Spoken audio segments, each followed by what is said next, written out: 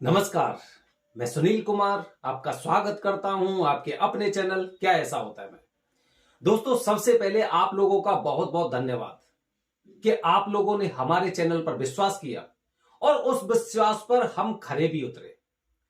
जो लोग अक्सर ऐसा बोलते थे हम वहां पर जाएंगे तो हमारे हमारे साथ इस तरह से ठगी हो जाती है, छल हो जाता है, पंडित जी अलग अलग तरह की पूजा कर देते हैं, स्टार्टिंग में बताते हैं कि आपकी पूजा इतने पैसे में होगी और अंत में हमारी इतनी पूजा हो जाती है इतने पैसे की।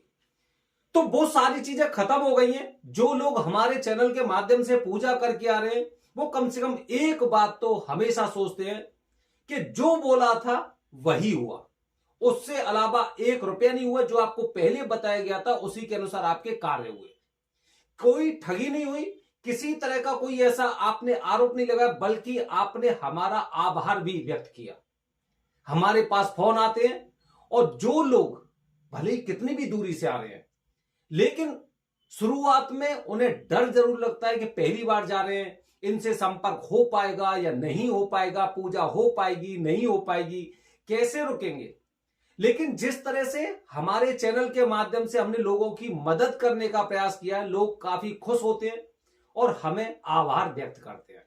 तो दोस्तों, आप लोगों को भी बड़ा बड़ा आभार कि आप इतनी दूर से आने के बावजूद भी हमारे ऊपर इस तरह से विश्वास कर रहे हैं। और विश्वास की एक वजह होती है, वो महत्वपूर्ण वजह यह होती है कि कोई ठगी नहीं होती।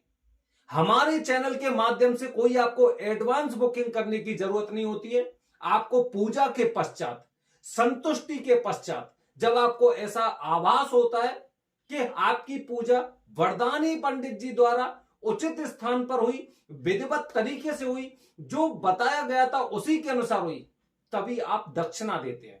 यह भी एक विश्वास की वजह होती है कि जो भी बताया गया वही आपने वहां पर देखा। ठीक है, अच्छा। तो दोस्तों, सबसे पहले एक और जरूरी बात, प्रयास करिए शुरुआत में मुझे फोन मत करिए।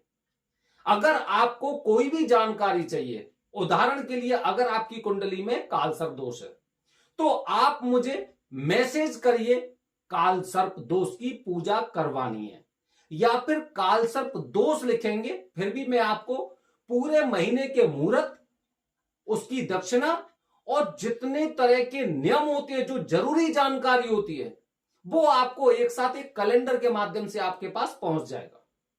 तो शुरुआत में आप बिल्कुल भी चिंता मत करिए। लोग स्टार्टिंग में बात करते हैं और बात को फिर वो पूरी पूरी कहानी सुनाते हैं, इतना शायद समय हम लोगों के पास नहीं होता है। तो सबसे बेहतर होगा कि आप सबसे पहले मुझे जो भी दोष है, मंगल दोष है तो मंगल दोष लिखिए, काल सर्प दोष है तो काल सर्प दोष लिखिए। बस इतना इसी दिए गए नंबर पर आपको व्हाट्सएप करना है और आपको सारी जानकारी मिल जाएगी। जैसे ही आपको जानकारी मिल जाती है, उसके पश्चात उसे ठीक से पढ़कर फिर मुझे कॉल करिए, तो हो सकता है बहुत कम शब्दों में, बहुत कम समय में आपकी सारी समस्याओं का समाधान हो जाए। ठीक है, अच्छा। तो दोस्तों, आज मैं अपनी वीडियो के माध्यम से आपको बताने जा रहा हूं, जैसे मंगल दोष के बारे में लोगों की अलग अलग मान्यताएं। मंगल दोष क्या होता है, मांगलिक क्या होता है, ये क्या होता है, वो क्या होता है, इस तरह की चीजें बहुत पाल रखी हैं। और इसकी मुख्य वजह, जो हमारे आसपास गुरुजी रहते हैं, वो अपने आसपास के ज्ञान के अनुसार ही जब जानकारी देते हैं, तो आसपास के लोग ज्यादा कंफ्यूजन में रहते हैं। मेरे पास फोन आते हैं कि मंगल दोष की पूजा गुरुजी ने यहीं कर दी। सोचिए आप, लोग मुझे बताते हैं कि पितृदोष की पूजा मेरे घर में कर दी। सोचिए, ये लोग पूजा के पश्चात कैसा महसूस करते हैं? बहुत खराब महसूस करते हैं। जब इसकी एक कहते ना, एक अंदर तक जाएंगे इस पूजा में, जब घुसेंगे इस पूजा के अंदर, तब आप समझेंगे पितृदोष की पूजा कभी घर पर नहीं की जाती। लोग काल सर्प दोष की पूजा, मंगल दोष की पूजा, इस तरह की, अरे घर पर पूजा करनी है, सत्यनारायण भगवान की कथा करवाइए, अखंड रामायण का पाठ करवाइए, माता रानी का जागरण करवाइए, भगवान शिव जी का जागरण करवाइए, ऐसे कार्य करिए। लेकिन आप कुंडली दोष से संबंधित कोई स्थान बताया गया तो वहीं पे आपको पूजा करनी चाहिए। अच्छा दोस्तों, मंगल दोष कुंडली में होता है जैसे कि पहला, चौथा, सातवां, आठवां, 12वां कुंडली के ये भाव होते हैं। अच्छा, लोगों को यह भी जानकारी नहीं कि पहला भाव कहां से शुरू होता है। इंटरनेट पे देख लेना या फिर पिछली वीडियो देख लेना, आपको समझ में आ जाएगा। तो इन भावों में जब मंगल होता है तो मंगल दोष होता है। और लोगों को मैंने देखा है, वो लोग क्या करते हैं, कभी भी पूजा कर लेते हैं।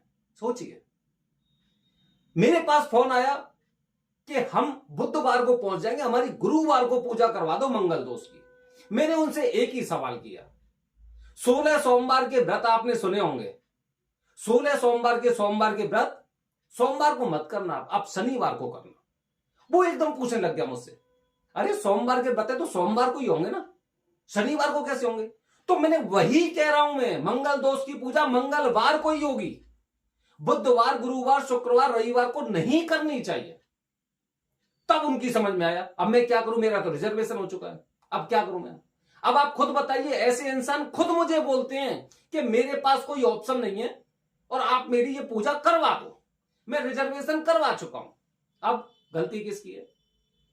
हम मना कर देते हैं, हम नहीं कराते, क्योंकि उसके पश्चात जब आप कहेंगे पूजा का फल शायद हमें प्राप्त नहीं हो रहा है, फोन किसे करेंगे? मुझे। कुछ अपशब्द बोलेंगे, किसे बोलेंगे? मुझे बोलेंगे। क्यों बोलेंगे? क्योंकि मैं इन्हें जानकारी नहीं दे रहा हूं कि मंगलवार को पूजा करनी चाहिए। इस तरह की चीजें आप ध्यान रखिए, अपने रिजर्वेशन को मत देखिए, विधि को देखिए, ठीक है? अच्छा, तो दोस्तों 23 अप्रैल का मुहूर्त हनुमान जयंती है, हनुमान जन्मोत्सव। अगर किसी इंसान की कुंडली में मंगल दोष होता है तो मंगलनाथ मंदिर में मंगल दोष की पूजा तो होती है, और आपको पहले से मैं बता चुका हूं, एकमात्र स्थान पूरी पृथ्वी पर जहां पर मंगल दोष की पूजा होती है वो होता है मंगलनाथ मंदिर उज्जैन का। लेकिन जिन लोगों की कुंडली में मंगल दोष से परेशान है, और मंगल हनुमान जी, ऐसे लोग अगर अपने घर पर हनुमान चालीसा का डेली पाठ करें, मंगल और शनिवार को छोड़ दो, वो हमारे आसपास के गुरुजी ने हमें बहुत ज्ञान दे दिया, उन पे मत चलिए कि काल सर्प दोष की पूजा में वो घाट पर ही करवाइए, काल सर्प दोष की पूजा में नाग नागिन को प्रवाहित करिए, मंगल दोष की पूजा घर पे ही कर लो, पितृ दोष की पूजा घर पे ही करो। वो आप ये वाली जानकारी यहीं पे छोड़ के आइए। कुंडली में मंगल दोष है तो हनुमान चालीसा का नित्य जाप करिए। और ये हनुमान जयंती, हनुमान जन्मोत्सव, भगवान हनुमान जी का जन्मोत्सव 23 अप्रैल मंगलवार को, एक विशेष मुहूर्त। जो लोग अपने जीवन में किसी भी तरह की मंगल दोष की समस्या से ग्रसित है, इससे अच्छा मौका नहीं मिलेगा आपको, इससे अच्छा मौका मिलना ही नहीं है। क्योंकि मंगल दोष होने पर आप एक बार पूजा कर सकते, जीवन में 2 बार करिए, 3 बार करिए, कोई बात नहीं है, लेकिन मंगल के स्वामी हनुमान जी महाराज ही हैं।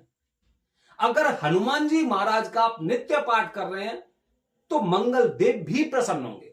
हालांकि दोष आपको पूजा कराने के पश्चात ही खत्म होगा, लेकिन मंगल दोष के प्रभाव को ज्यादा जटिल होने से, हनुमान चालीसा का पाठ करने से वो जटिल नहीं होगा। तो दोस्तों, जो इंसान मंगल दोष से पीड़ित है, हनुमान जन्मोत्सव 23 अप्रैल का है, अभी से प्लान कर लो। आपके पास 3 दिन बचे हैं, शुक्रवार है आज, शनिवार, इतवार, सोमवार, 3 दिन बचे हैं। 3 दिन में अगर आप मंगल दोष से हमेशा हमेशा के लिए मुक्ति चाहते हैं तो मंगलनाथ मंदिर उज्जैन में चाहे तत्काल में रिजर्वेशन करवाइए या फिर आप कैसे भी किसी भी तरह से आइए, बस पहुंच जाइए। प्रभाव आपके जीवन में होंगे। हमारा काम जानकारी देने का, सही विधि विधान से करने का काम आपका, और समस्या होती है तो इसी नंबर पर संपर्क करिए। निश्चित रूप से जो कहा गया है वही होगा, उससे अलग नहीं होगा, अन्यथा आपको गुरुजी को दक्षिणा भी नहीं देनी है। तो दोस्तों, जो लोग 23 अप्रैल को मंगल दोष की पूजा मंगलनाथ मंदिर उज्जैन में, जो विशेष मुहूर्त है, बहुत ज्यादा विशेष मुहूर्त है, ऐसी पूजा की आपको बुकिंग करानी होती है, ऐसी पूजा की, क्योंकि बहुत भीड़ होने वाली है। जब पूरी पृथ्वी पर एकमात्र मंदिर है मंगल दोष निवारण के लिए उज्जैन में, तो आप समझ सकते हैं, क्योंकि 7 दिन पूजा नहीं होगी। काल सर्प दोष या पितृ दोष की तरह इसके पूरे महीने में बहुत मुहूर्त नहीं होते हैं, मंगल तो ज्यादा से 4 पढ़ेंगे या 5 पढ़ेंगे, तो पूरे महीने में केवल 5 मुहूर्त। तो आप समझ सकते हैं किस तरह की भीड़ होगी। ध्यान रखिए 1100 से पूजा शुरू होती है 11,000 तक। वो निर्भर करता है आपके ऊपर कि आप कौन सी पूजा, जैसे मैंने आपको बताया 1100 की पूजा 1100 की नहीं होगी, मंदिर की रसीद वगैरह मिला के करीब 1400 की होती है। इसी तरह से सारी पूजा मंगला मंदिर में आइए, समझ जाएंगे आप। ज्यादा जानकारी के लिए इसी दिए गए नंबर पर संपर्क करिए। हर हर महादेव, हरिओम।